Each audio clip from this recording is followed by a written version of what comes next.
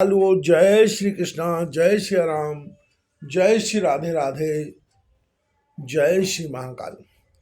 इस प्रवचन में आपको कथा श्रवण कराएंगे वृत्तासुर के वध की। श्री सुखदेव जी कहते हैं, राजन वृत्तासुर रणभूमि में अपना शरीर छोड़ना चाहता था, क्योंकि उसके विचार से इंद्र पर विजय प्राप्त करके स्वर्ग पाने की अपेक्षा मरकर भगवान को प्राप्त करना श्रेष्ठ था। इसलिए जैसे प्रलयकालीन जल में कैटभासुर भगवान विष्णु पर चोट करने के लिए दौड़ा था, वैसे वह भी त्रिशूल उठाकर इंद्र पर टूट पड़ा। वीर वृत्तासुर ने प्रलयकालीन अग्नि की लपटों के समान तीखी नोकों वाले त्रिशूल को घुमाकर बड़े वेग से इंद्र पर चलाया और अत्यंत क्रोध से सिंहनाद करके बोला, पापी इंद्र, अब तू बच नहीं सकता। इंद्र ने यह देखकर कि वह भयंकर त्रिशूल ग्रह और उल्का के समान चक्कर काटता हुआ आकाश में आ रहा है, किसी प्रकार की अधीरता नहीं प्रकट की और उस त्रिशूल के साथ ही बासुकी नाग के समान वृत्तासुर की विशाल भुजा अपने 100 गांठों वाले वज्र से काट डाली। एक बाएं कट जाने पर वृत्तासुर को बहुत क्रोध हुआ। उसने वज्रधारी इंद्र के पास जाकर उनकी ठोड़ी में और गजराज ऐरावत पर परिधि से ऐसा प्रहार किया कि उनके हाथ से वह वज्र गिर पड़ा। वृत्तासुर के इस अत्यंत अलौकिक कार्य को देखकर देवता, असुर, चारण, सिद्धगण आदि सभी प्रशंसा करने लगे, परंतु इंद्र का संकट देखकर वे ही लोग बार बार हाय हाय कहकर चिल्लाने लगे। परीक्षित वह वज्र इंद्र के हाथ से छूटकर वृत्तासुर के पास ही जा पड़ा था।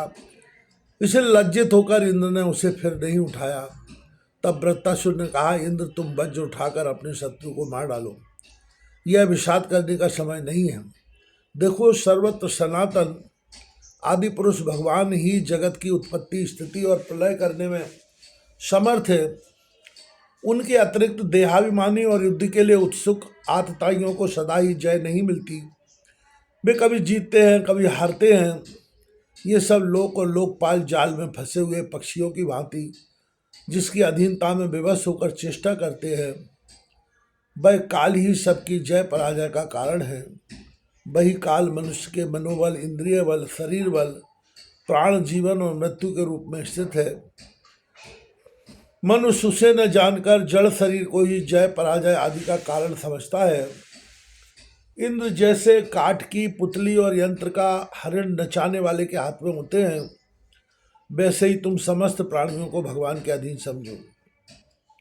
भगवान के कृपा प्रसाद के बिना पुरुष प्रकृति, महतत्व, अहंकार, पंचभूत, इंद्रियां और अंतःकरण चतुष्टय, ये कोई भी इस विश्व की उत्पत्ति आदि करने में समर्थ नहीं हो सकते। जिसे इस बात का पता नहीं है कि भगवान ही सबका नियंत्रण करते हैं, वही इस परतंत्र जीव को स्वतंत्र करता, भोक्ता मान बैठता है। वस्तुतः स्वयं भगवान ही प्राणियों के द्वारा प्राणियों की रचना और उन्हीं के द्वारा उनका संहार करते हैं। जिस प्रकार इच्छा न होने पर भी समय विपरीत होने से मनुष्य को मृत्यु और अपयश आदि प्राप्त होते हैं, वैसे ही समय की अनुकूलता होने पर, इच्छा न होने पर भी उसे आयु, लक्ष्मी, यश और ऐश्वर्य आदि भोग में मिल जाते हैं। इसलिए यश, अपयश, जय पराजय, सुख दुख, जीवन मरण, इनमें से किसी एक की इच्छा अनिच्छा न रखकर सभी परिस्थितियों में संभाव से रहना चाहिए। हर्ष शोक के वशीभूत नहीं होना चाहिए। सत्व, रज और तम ये तीनों गुण प्रकृति के हैं, आत्मा के नहीं। अतः जो पुरुष आत्मा को उनका साक्षी मात्र जानता है, वह उनके गुण दोषों से लिप्त नहीं होता। देवराज इंद्र, मुझे भी तो देखो, तुमने मेरा हाथ और शस्त्र काट कर एक प्रकार से मुझे परास्त कर दिया है, फिर भी मैं तुम्हारे प्राण लेने के लिए यथाशक्ति प्रयत्न कर ही रहा हूँ। यह युद्ध क्या है? एक जुए का खेल। इसमें प्राण की बाजी लगती है, बाणों के पास से डाले जाते हैं और वाहन ही चौसर है। इसमें पहले से यह बात नहीं मालूम होती कि कौन जीतेगा और कौन हारेगा। सुखदेव जी कहते हैं, परीक्षित, वृत्तासुर के ये सत्य एवं निष्कपट वचन सुनकर इंद्र ने उनका आदर किया और अपना वज्र उठा लिया। इसके बाद बिना किसी प्रकार का आश्चर्य किए मुस्कुराते हुए वे कहने लगे। देवराज इंद्र ने कहा, आओ दानवराज, सचमुच तुम सिद्ध पुरुष हो, तभी तो तुम्हारा धैर्य, निश्चय और भगवत भाव इतना विलक्षण है। तुम्हें समस्त प्राणियों के सुहृद आत्मस्वरूप जगदीश्वर की अनन्य भाव से भक्ति की है। अवश्य तुम लोगों को मोहित करने वाली भगवान की माया को पार कर गए हो, तभी तो तुम असुरोचित भाव छोड़कर महापुरुष हो गए हो।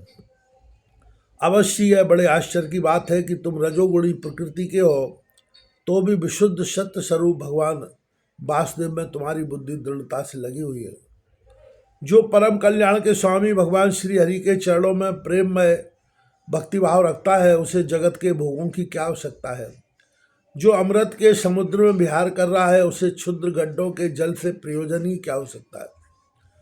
सुखदेव जी कहते हैं, परीक्षित, इस प्रकार योद्धाओं में श्रेष्ठ महापराक्रमी देवराज इंद्र और वृत्तासुर धर्म का तत्व जानने की अभिलाषा से एक दूसरे के साथ बातचीत करते हुए आपस में युद्ध करने लगे। राजन, अब शत्रुसूदन वृत्तासुर ने बाएं हाथ से फौलाद का बना हुआ एक बहुत भयावना परिघ उठाकर आकाश में घुमाया और उससे इंद्र पर प्रहार किया। किंतु देवराज इंद्र ने वृत्तासुर का वह परिघ तथा हाथी की सूंड के समान लंबी भुजा अपने 100 गांठों वाले वज्र से एक साथ ही काट गिराया। जड़ से दोनों भुजाओं के कट जाने पर वृत्तासुर बाएं और दाएं दोनों कंधों से खून की धारा बहने लगी। उस समय वह ऐसा जान पड़ा मानो इंद्र के वज्र की चोट से पंख कट जाने पर कोई पर्वत ही आकाश से गिरा हो।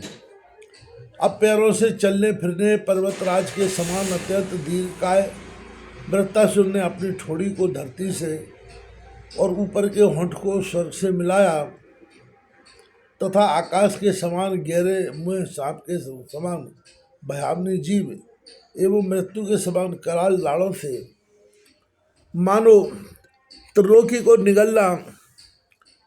निगलता अपने पैरों की चोट से पृथ्वी को रौंदता और प्रबल वेग से पर्वतों को उलटता पुलटता हुआ इंद्र के पास आया और उन्हें उनके वाहन ऐरावत हाथी के सहित इस प्रकार लील गए जैसे कोई परम पराक्रमी और अत्यंत बलवान अजगर हाथी को निकल जाए। प्रजापतियों और महर्षियों के साथ देवताओं ने जब देखा कि वृत्तासुर इंद्र को निकल गया, तब तो वे अत्यंत दुखी हो गए तथा हाय हाय बड़ा अनर्थ हो गया यों कहकर विलाप करने लगे। बल दैत्य का संहार करने वाले देवराज इंद्र ने महापुरुष विद्या नारायण कवच से अपने को सुरक्षित कर रखा था और उनके पास योग माया का बल था ही, इसलिए वृत्तासुर के निगल लेने पर उसके पेट में पहुंचकर भी वे मरे नहीं। उन्होंने अपने वज्र से उसकी कोख फाड़ डाली और उसके पेट से निकलकर बड़े वेग से उसका पर्वत शिखर के समान ऊंचा सिर काट डाला। सूर्यादि ग्रहों की उत्तरायण दक्षिणायन गति में जितना समय लगता है उतने दिनों में अर्थात 1 वर्ष में वृत्तबद्ध का योग उपस्थित होने पर घूमते हुए उस तीव्र वेगशाली वज्र ने उसकी गर्दन को सब ओर से काटकर भूमि पर गिरा दिया। उस समय आकाश में दुंदुभियां बजने लगी। महर्षियों के साथ गंधर्व, सिद्ध आदि व्रतघाती इंद्र का पराक्रम सूचित करने वाले मंत्रों से उनकी स्तुति करके बड़े आनंद के साथ उन पर पुष्पों की वर्षा करने लगे। शत्रु दमन परीक्षित, उस समय वृत्तासुर के शरीर से उसकी आत्मज्योति बाहर निकली और इंद्र आदि सब लोगों के देखते देखते सर्वलोकातीत भगवान के स्वरूप में लीन हो गई।